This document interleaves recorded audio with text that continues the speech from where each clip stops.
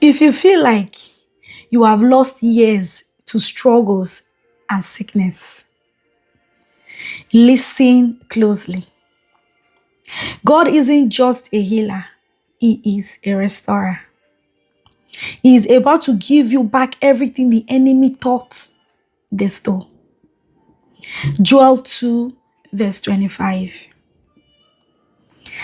I will give back to you the years which were food for the locust, the plant worm, the field fly, and the worm, and my great army which I sent among you.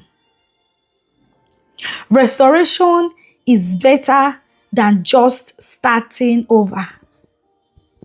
When God restores, He brings back the time, the strength, and the joy with interest. You aren't just getting back to where you were. You are being moved to a higher level of glory. Your scars are becoming stars.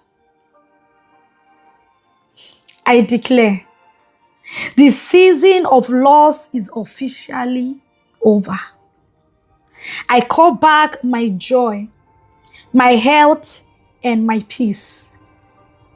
Every year that was wasted in survival mode, it's been redeemed right now.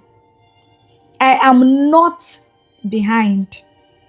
I am right on time.